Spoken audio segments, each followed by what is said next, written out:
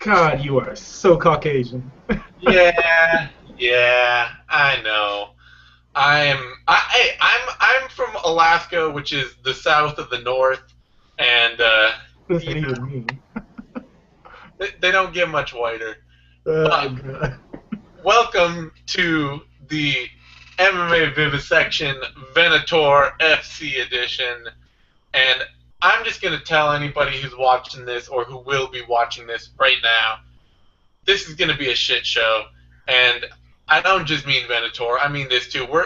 I have no intention of treating this like a normal vivisection. Think of this as like a care don't care mashup with the Vivi without any of the trimmings of actually trying to follow a logical thought train or fight to fight breakdown or anything like that. There are like how many fights are there on this card? There are like Uh, 30 fucking fights on this card. like 25 and a half. I don't know. They got a cockfight and a couple of Mexicans playing Jenga. So There are they got some shit going on. Yeah, there are 18 fights on this card. Like, So, from any logistical standpoint, we would never get through it. Yeah. It's basically a roundup of every semi-notable veteran fighter in the world, all on one card. There's 5 title fights. Everybody who's stepped on a UFC canvas and is not currently signed by Bellator or World Series of Fighting or Titan FC is fighting for Venator this week. uh, Yeah. And everybody that's ever stepped foot in a Bellator cage or World Series of Fighting cage as well. Yeah. Also, like this is like I was telling you earlier before we went on air. This is the island of misfit toys. As Yeah. far as like fucking like it's And none of it makes sense. Like there's no nothing makes sense. every 2 or 3 years, this seems to happen in MMA, and I'm always glad when it does. Is that some rich dude comes out of nowhere and says, "I'm going to start an MMA promotion," and they go out and they get every dude that nobody else wants to work with, and they put them all on one card, and they spend a ton of money, and then we never hear from them again. yeah, this is Yama 2016 basically. It's the baby got back of MMA. Every other year that song makes an unexpected comeback. Somehow it's inevitable every summer, every other summer. And this is what we have now. This is the flavor that you get this year. Even though they put on some events before, this This is number this one 3, here. so they're not, they haven't put on a ton of them. No, but this is the real like opening to international fighters and real notable names. And wow, what a way to go about it. This is, it's Yama, it's War Gods, it's War gods. Mutin, Mutin. Impact. War Yes. gods never die. No. War gods never die. Remember Impact FC? They did 2 fight cards, and they had Caro Parisian, they had Brian Ebersol, Carlos Newton, Sokaju, Jeff Monson, Josh Barnett, Geronimo Dos Santos, Ken Shamrock, Pedro Hizzo, Paul Daly, and Soa Palele. I don't remember any of this. What year was this? This was in 2012. Jesus. Wow. They had, or no, they had 20. It was 2010 actually. They had back-to-back cards, and Paulo Filo versus Dennis Kang, Murillo Hua, like Jesus Christ, man. this Wow. every few years this happens, and these are the kind of cards we get, and they're just these insane collections of random talent for a bunch of weird fights, and it's always the worst potential business idea on the face of the planet. Always. Oh yeah, and it's like especially when you have like these volatile characters. That's the other thing too. Like it's never okay. Let's just get notable names. Let's just get the most batshit crazy of the names, and this is gonna work. This is fine. It's all gonna work out perfectly. Yeah, No, it's- like you guys are reliable. Sure, why not? yeah, it's like Why not have Sokaju, Caro Parisian, and Paulo Filo? right. Why not give them money to fight? Yeah, like somebody that we know has been on the hardest of drugs. The hardest of drugs. And then, like on this card, we have somebody that is legitimately insane Yeah. fighting. And then to come in 24 goddamn pounds overweight. An entire 3-month-old baby. overweight. I'm sorry. What was the line you had before that? It is an entire what now? About how much? Twitter tweeted out that he missed weight by a Demetrius Johnson. That sounds very appropriate. Yes. It's like this is it's ridiculous. Like, and they should have known what they were getting before. Like, but the thing is, of course, what's the boss's name? Frank Miranda. Frank Miranda. Yes. Fucking hell. He is trying to spin this as best possible, and I'm like, bruh, you can't. This is. I mean, Miller had to be bailed out of jail to get to here. You know, he had $1 million bond that somebody met. Like, I don't know who met that or how, but you don't have to pay the full mill. You only it's 10%. 10%, but still, that is a lot of money. It still is. No, but you have to still wonder. That is a good. He doesn't have $100,000. No. Does he though? Hang on a second. Does he though? No. Okay. After all the legal battles and things that he's had to go through over the past few, there's no way that he's got. I mean, I'm honestly asking because I'm not familiar with what his situation may be. So I would not. It's like I wouldn't be surprised if the Venator people put the money up for him, which is an odious thing because it's like, wait a minute, now he's gonna owe them, so that means we're going to see him happen again on card. It's just. Yeah, I don't know. I don't know what the behind the scenes on that are, but I would be seriously shocked if, like, I remember I was talking to somebody about that who worked in that like the bail and bond industry, and they're like, this is usually where guys end up in jail because it's like everything stacks up too high. There's no way that they can possibly pay this. Yeah. And that's where they're just like, you're stuck now. And somehow he got out of it, and now he's fighting, and it's like I can't believe that they still shipped him out of the country after that. Like, and the thing is, like it's crazy that the craziest thing that we're talking about this is Mayhem Miller, and we have Usamar Par Harris fighting in the main event. I know. Against someone that looks like a crazy Viking. Yeah, and bills himself as a crazy Viking. Right. Who's probably going to get something torn off of his body and thrown into the crowd. The worst part of this for me with the Paul Harris aspect is that I'm actually slightly rooting for Paul Harris just because that whole World Series of Fighting thing was such bullshit. Yeah, the way that they went about it was you're going to keep him on the contract, but you're never going to... But he's banned? It's like, how... That's all for letting him go and him having to accept charges or whatever, or a suspension. Understandable. Yeah. So I don't think he should be fighting. I think that he should respect the suspension. I think he should be suspended. He is a multiple time fuck up. Yeah. But a habitual line stepper. As we should mention, someone who really needs a lot of help. Yeah. But a bunch of people on this card need a lot of help.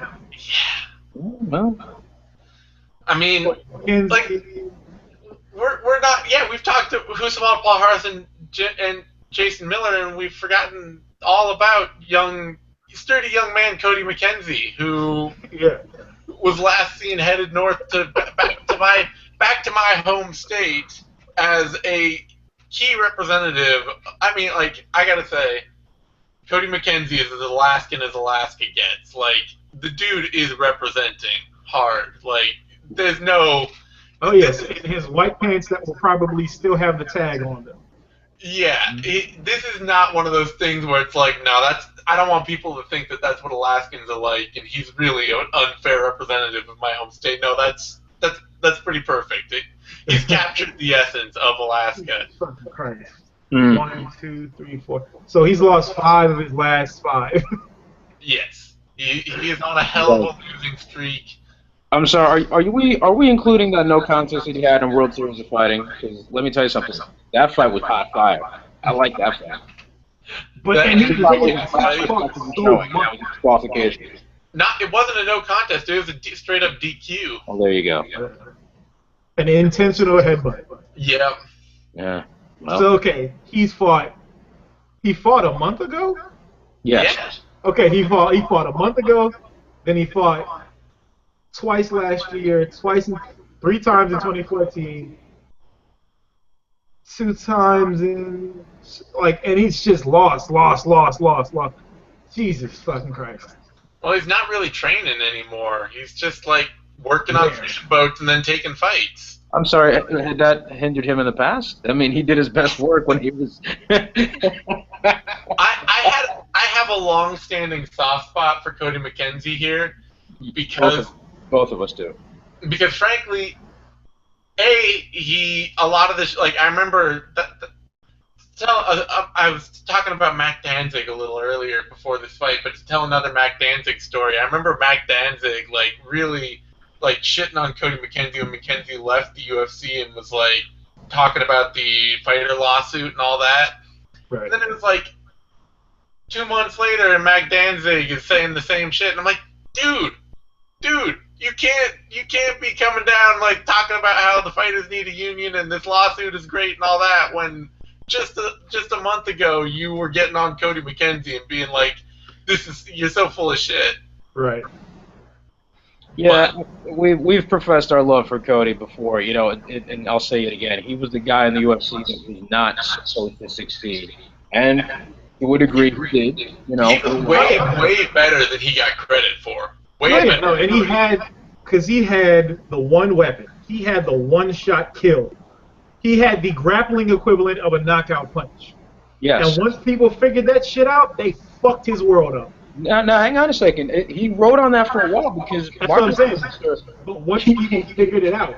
But we had guys that knew and they still couldn't stop it. I mean, Hey, I don't know. he functionally outworked Leonard Garcia, and he practically out-kickboxed Sam Stout. Like, that was a competitive kickboxing fight with Sam Stout. That people, like, it was kind of a damning turn in Stout's career before he realized he needed to hang it up. But it was one of the things where it's like, you just went a functional 3 rounds with Cody McKenzie. You make an excellent point. He out-wrestled Leonard Garcia. I mean, he put on a hell of a fight there, man. I mean, he really is talented when he's on, but it doesn't seem like he's really doing this for anything other than a paycheck, and that's sad, man. You really got to evaluate whether or not you should be fighting anymore at this point or not. Well, I think it was was it after? Well, the Sam Stout fight was the fight where he came in the board shorts, right? No. That was That the Chad Mendez fight? No, it was it was the Sam Stout fight. It was the Sam Stout fight because I think that's also where he then somebody met him or saw him below the arena afterwards, throwing up in the hall and then going out and smoking a cigarette. Right. It's he succeeded well above what he was. Of course, most of the people that he beat them after they were washed. But I mean, he beat dudes that were working hard in the gym. Whether they were past their prime or not, they were out there working hard and doing the thing, and he just was rolling out of bed, stepping in the cage, and just going after it. I mean, I gotta throw the guy a bone because he really. Wait a minute. I just remembered something. That fight where he lost and he was drinking the beer and having the he was spitting up blood that night too. Yeah. Right in the hotel lobby, he was spitting up blood, and they said, "Oh well," and he kept chugging it. Yeah. I remember that. So yeah. He's a worthwhile character in the annals of MMA characters. Yes. And he's fighting again. He's fighting against some guy named Valeriu Mircea. Yeah, and let me tell you something. McKenzie is going to run through this guy. I'll tell you right now, they're going to grapple. Once this guy catches him coming in on fresh, it's going to be a ground battle, and McKenzie is going to very likely get this dude. McKenzie by McKenzie team? Probably. Yes. I hope so. I hope so too. I'd love to see him get a win. All about a McKenzie team. That sumbitch was sweet. And they've got a legit killer on the card. I don't know if you noticed. Yes. Professional killer. A legit professional killer, hitman, Che Mills. Yes. is fighting on the card. He's fighting Terry Montgomery, who is 5-0, and I mean, all credit to Montgomery for stepping up and fighting Mills, because Mills is still, not a bad fighter. Yeah.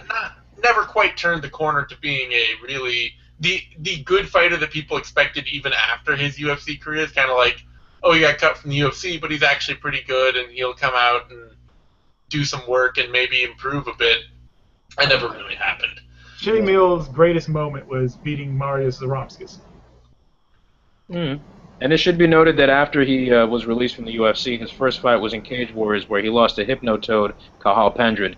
Oh, God. So that was, I mean, like, I can't fault him for losing to the guy, but at the same time, it's like, yeah, I guess so. Yeah. I also got to say that I do. His fight against Matt Riddle still stands stark in my mind for some reason. Just like every Matt Riddle fight really stands out for me. For a guy who was terrible and boring, I have really vivid memories of Matt Riddle fights. And let me go ahead and say this. I know this is not a pro wrestling podcast or a vlog or anything like that. Matt Riddle is doing some amazing shit on the independent wrestling circuit right now. It is absolutely hilarious. I love it. He seems like he's really found a niche. I'm really happy for him. So yeah, so there's that. Oh yeah, Sokaju's on this card.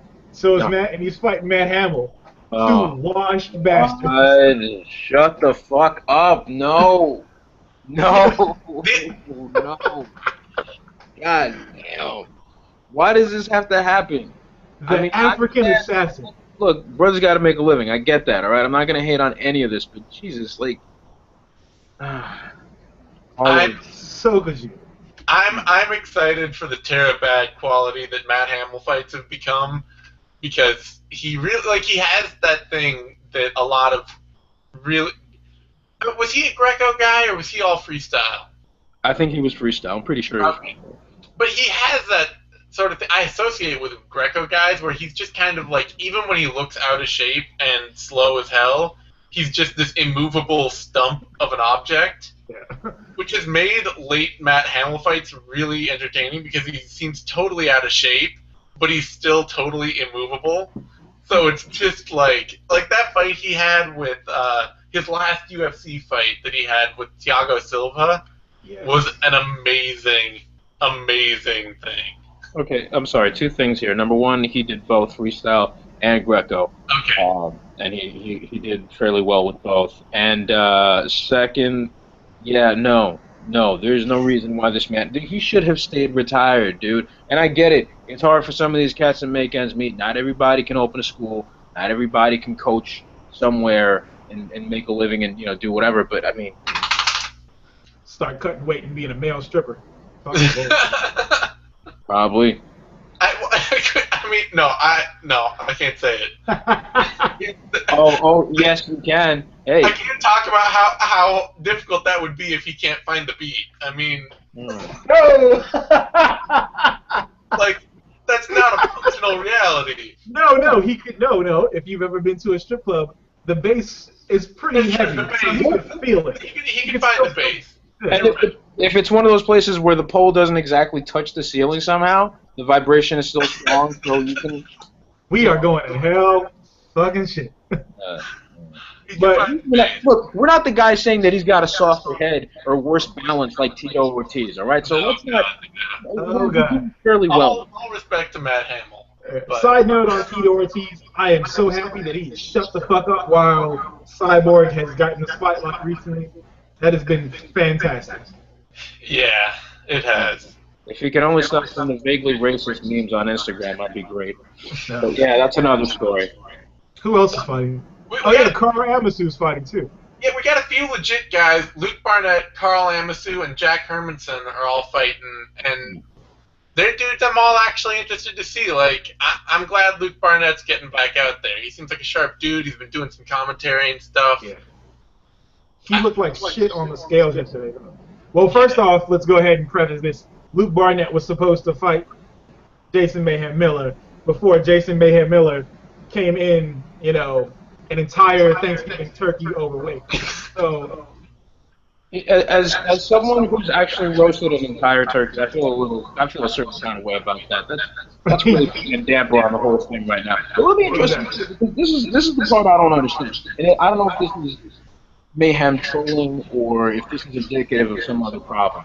Now, you see what he did at the weigh. He gets up on the scale, he's confused, and looking at the thing, he's like, I don't know. What? Guys, he says, actually to Miranda, and he says, guys, I think I might be over.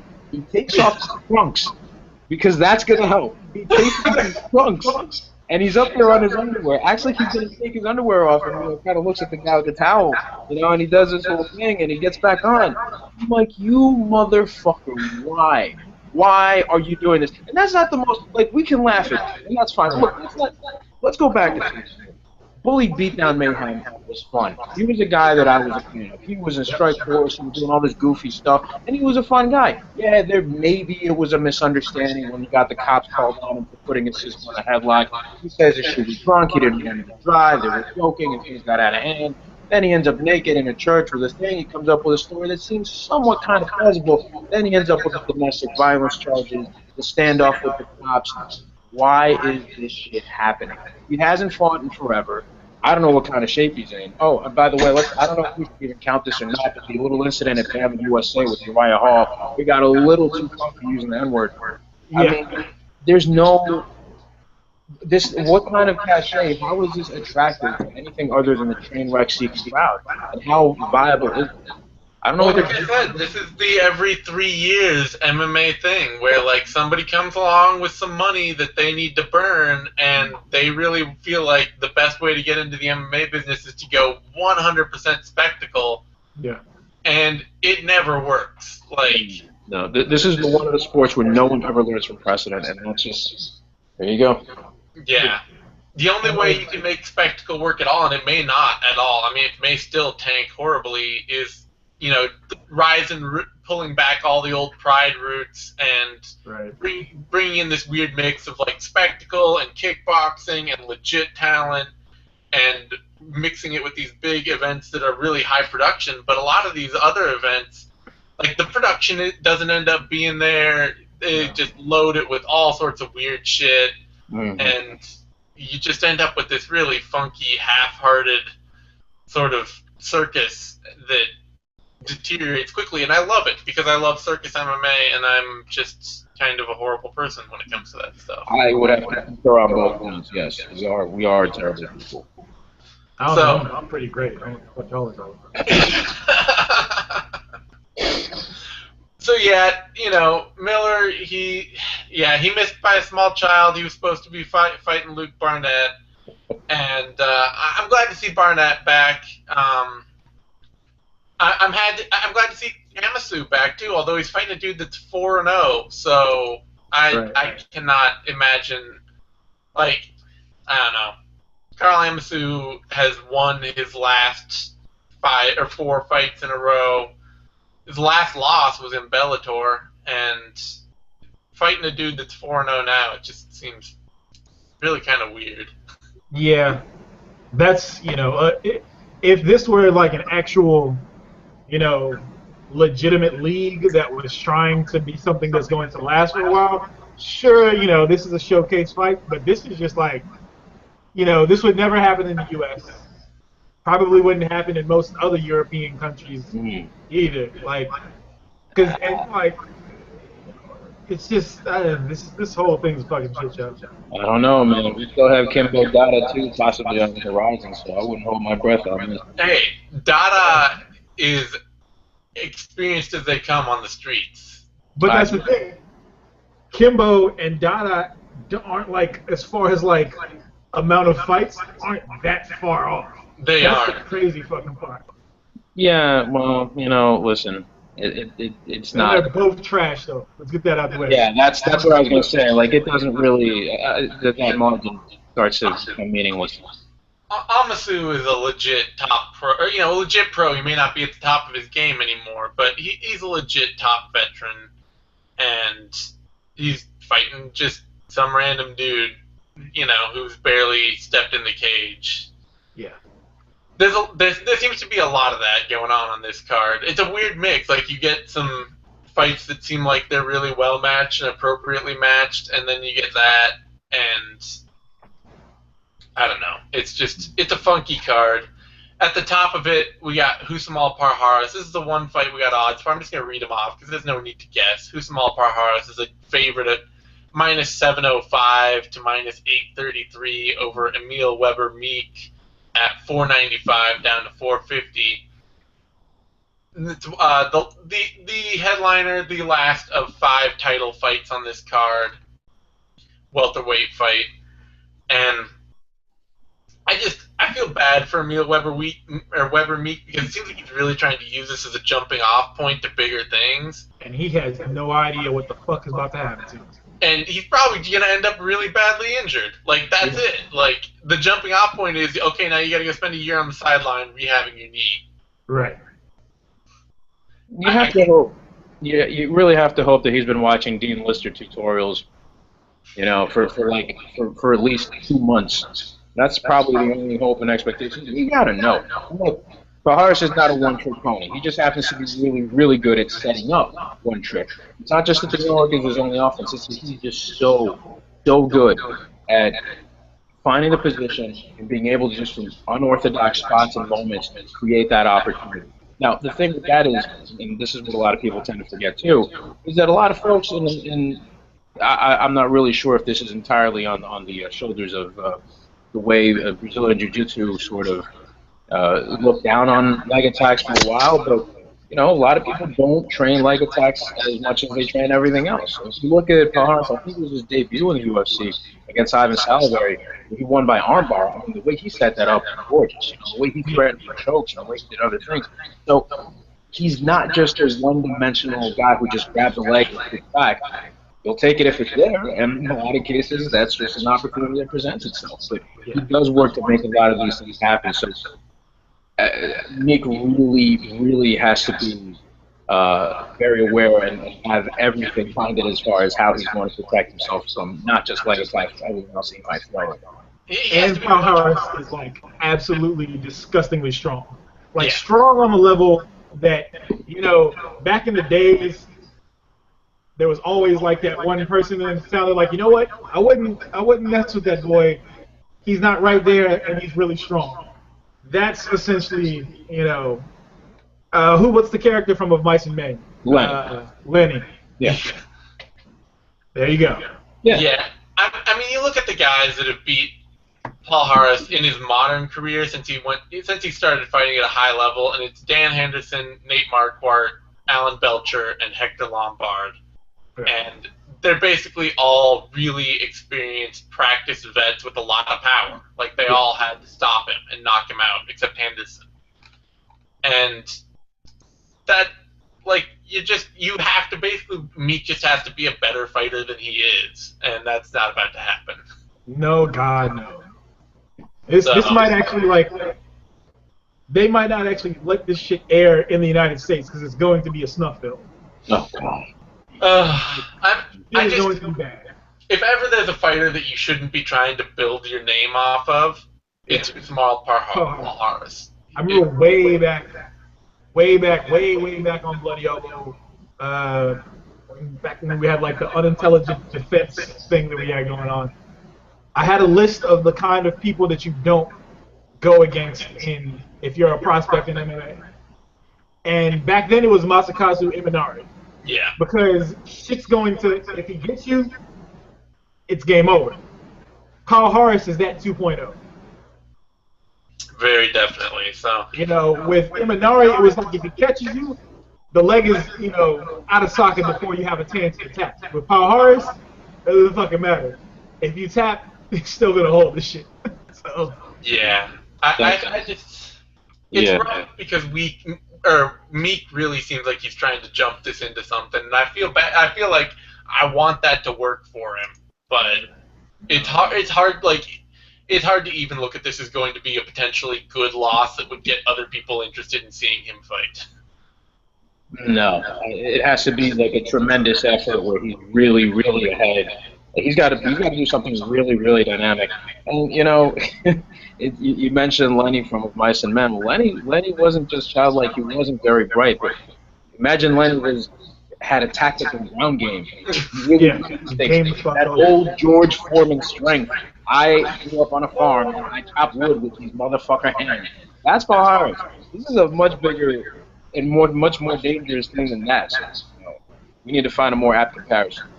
Like if they ever did like a legit Street Fighter movie, all they have to do is take Paul Harris, paint him green, put an orange wig on, and give him orange chest hair, and he's Blanca. True. He probably can produce electricity too. Like I'm almost positive if he jumped off the side of the cage, he could do like a rolling.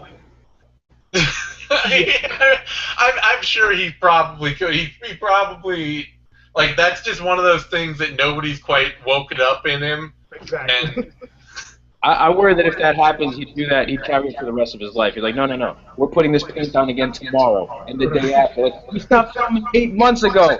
No fucks given. I'm going to continue this. Oh, okay, fine then. All right. Well, on that note, I'm going to wrap this thing because we could go on and talk Igor Araujo or Jack Hermanson or some other stuff like that. But I got places to be, and Venator is the only real value in Venator is its absurdist entertainment value. It's not trying to find like those great moments of potentially really hot fights. It's Usman Harris, Matt Hamill, so could you, Cody McKenzie, and Jason Miller. So here are some things that Jason Miller missed weight by: a 25-pound kettlebell, a beagle, a Basenji, an Airedale Terrier, a small American Pit Bull Terrier. There are a great many things that Jason Mayhem Miller was overweight by. I bet there's like a fried like AAA league ballpark hamburger or something that weighs as much as what Jason Miller missed weight by. Yeah, something that the guy from Man vs. Food just looks at and goes, yeah, I ain't fucking with that. Something about around that range. But remember that this is we're not going to be seeing this on television, so I guess there aren't any real legal means by which we'll be able to watch this. So now those who want it will find it. Yeah, exactly. All I'm going to say about Venator. Exactly. It's like when Ryzen came out. It's like, yeah, well, okay. An hour later, it was already out there. How much money do you want to bet that we'll see if this shit continues for another couple? That we'll see like Mariusz Pudzianowski on a card. Pudjan is probably. Has he ever fought for anyone than KSW? Because they pay his bills. Like, I don't think so. I don't think he would want to either, because from what I understand, they take really good care of him right now. Yeah. I want to see Pudzianowski versus the Mountain. I do see that. I could see them going and getting Pavel Datsik though.